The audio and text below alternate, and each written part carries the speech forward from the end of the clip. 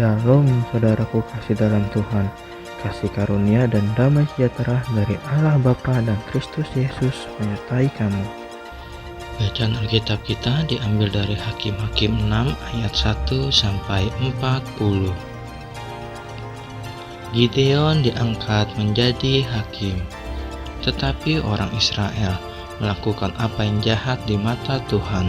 Sebab itu Tuhan menyerahkan mereka ke dalam tangan orang Midian 7 tahun lamanya, dan selama itu orang Midian berkuasa atas orang Israel. Karena takutnya kepada orang Midian itu, maka orang Israel membuat tempat-tempat perlindungan di pegunungan, yakni gua-gua dan kubu-kubu. Setiap kali orang Israel selesai menabur, datanglah orang Midian, orang Amalek, dan orang-orang dari sebelah timur, lalu maju mendatangi mereka. Berkemahlah orang-orang itu di daerah mereka, dan memusnahkan hasil tanah itu sampai ke dekat Gaza, dan tidak meninggalkan bahan makanan apapun di Israel, juga domba atau lembu atau keledai pun tidak. Sebab orang-orang itu datang maju dengan ternaknya dan kemahnya, dan datangnya itu berbanyak-banyak seperti belalang. Orang-orangnya dan unta-untanya tidak terhitung banyaknya. Sekaliannya datang ke negeri itu untuk memusnahkannya, sehingga orang Israel menjadi sangat melarat oleh perbuatan orang Midian itu. Lalu berseluruh orang Israel kepada Tuhan. Ketika orang Israel berseru kepada Tuhan karena orang Midian itu, maka Tuhan mengutus seorang nabi kepada orang Israel yang berkata kepada mereka, "Beginilah firman Tuhan Allah Israel, Akulah yang menuntun kamu keluar dari Mesir dan yang membawa kamu keluar dari rumah perbudakan. Aku melepaskan kamu dari tangan orang Mesir dan dari tangan semua orang yang menindas kamu. Bahkan aku menghalau mereka dari depanmu dan negeri mereka kuberikan kepadamu. Dan aku telah berfirman kepadamu, Akulah Tuhan Allahmu, maka janganlah kamu menyembah Allah orang Amori yang negerinya kamu diami ini, tetapi kamu tidak mendengarkan firman-Ku itu." Kemudian datanglah malaikat Tuhan dan duduk di bawah pohon terbantin di Ofra, kepunyaan Yoas orang Abiezer itu. Sedang Gideon anaknya mengirik gandum dalam tempat pemerasan anggur agar tersembunyi bagi orang Midian. Malaikat Tuhan menampakkan diri kepadanya dan berfirman kepadanya, "Demikian Tuhan menyertai engkau, ya pahlawan yang gagah berani." Jawab Gideon kepadanya, "Ah Tuanku, jika Tuhan menyertai kami, mengapa semuanya ini menimpa kami? Di manakah segala perbuatan-perbuatan yang ajaib yang diceritakan oleh nenek moyang kami kepada kami, ketika mereka berkata, Bukankah Tuhan telah menuntun kita keluar dari Mesir? Tetapi sekarang Tuhan membuang kami dan menyerahkan kami ke dalam cengkraman orang Midian." Lalu berpalinglah Tuhan kepadanya dan berfirman, "Pergilah dengan kekuatanmu ini dan selamatkanlah orang Israel dari cengkraman orang Midian. Bukankah aku mengutus engkau?" Tetapi jawabnya kepadanya, "Ah Tuhanku, dengan apakah akan kuselamatkan orang Israel? Ketahuilah, kaumku adalah yang paling kecil di antara suku Manase, dan aku pun seorang yang paling muda di antara kaum keluargaku." Berfirmanlah Tuhan kepadanya, "Tetapi akulah yang menyertai engkau, sebab itu engkau akan memukul kepala orang Midian itu sampai habis." Maka jawabnya kepadanya, "Jika sekiranya aku mendapat kasih karunia di matamu, maka berikanlah kepadaku tanda bahwa engkau sendirilah yang berfirman kepadaku. Jangan kiranya pergi dari sini sampai aku datang kepadamu membawa persembahanku dan meletakkannya di hadapanmu." Firman-Nya, "Aku akan tinggal sampai engkau kembali." Masuklah Gideon ke dalam, lalu mengolah seekor anak kambing dan roti yang tidak beragi dari seeva tepung. Ditaruhnya daging itu ke dalam bakul dan kuahnya ke dalam periuk. Dibawanya itu kepadanya ke bawah pohon terbantin lalu disuguhkannya. Berfirmanlah malaikat Allah kepadanya, "Ambillah daging dan roti yang tidak beragi itu, letakkanlah ke atas batu ini, dan curahkan kuahnya." Maka diperbuatnya demikian, dan malaikat Tuhan mengulurkan tongkat yang ada di tangannya, dengan ujungnya disingkungnya daging dan roti itu.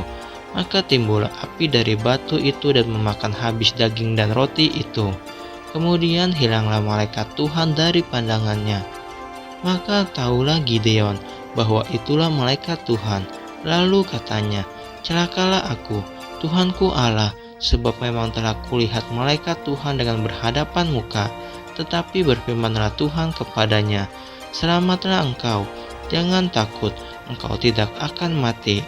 Lalu Gideon mendirikan mezbah di sana bagi Tuhan dan menamainya, Tuhan itu keselamatan. Mezbah itu masih ada sampai sekarang di Ofra, kota orang Abiezer. Pada malam itu juga Tuhan berfirman kepadanya, ambillah seekor lembu jantan kepunyaan ayahmu, yakni lembu jantan yang kedua berumur 7 tahun. Runtuhkanlah mezbah Baal kepunyaan ayahmu, dan tebanglah tiang berhala yang di dekatnya.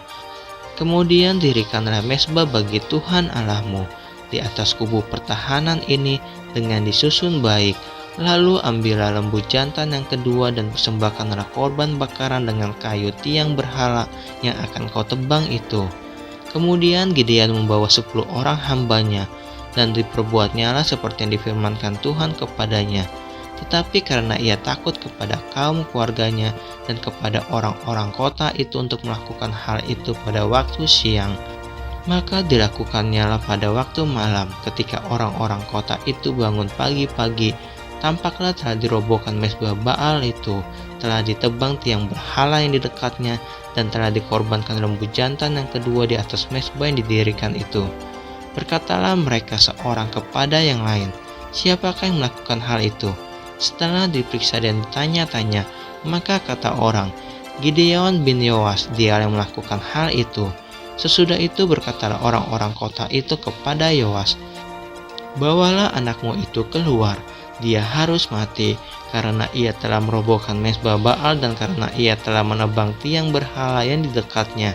Tetapi jawab Yoas kepada semua orang yang mengerumuninya itu, kamu mau berjuang membela Baal, atau kamu mau menolong dia? Siapa yang berjuang membela Baal akan dihukum mati sebelum pagi. Jika Baal itu Allah, biarlah ia berjuang membela dirinya sendiri setelah mezbahnya dirobohkan orang. Dan pada hari itu diberikan oranglah nama Yerubal kepada Gideon, karena kata orang, biarlah Baal berjuang dengan dia setelah dirobohkannya mezbahnya itu. Seluruh orang Midian dan orang Amalek dan orang-orang dari sebelah timur telah berkumpul bersama-sama. Mereka telah menyeberang dan berkemah di lembah Yisrael. Pada waktu itu Roh Tuhan menguasai Gideon. Ditiupnyalah sangkala dan orang-orang Abiezer dikerahkan untuk mengikuti dia. Juga dikirimnya pesan kepada seluruh suku Manase, dan orang-orang ini pun dikerahkan untuk mengikuti dia.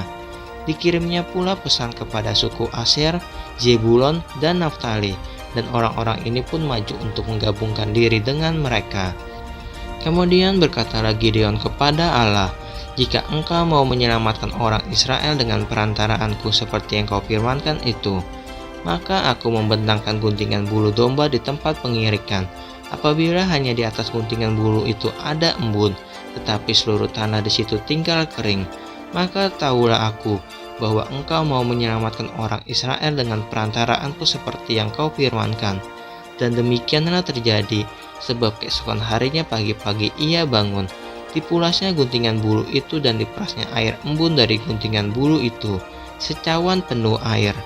Lalu berkatalah Gideon kepada Allah, janganlah kiranya murkamu bangkit terhadap aku, apabila aku berkata lagi sekali ini saja. Biarkanlah aku satu kali lagi saja mengambil percobaan dengan guntingan bulu itu. Sekiranya yang kering hanya guntingan bulu itu, dan di atas seluruh tanah itu ada embun.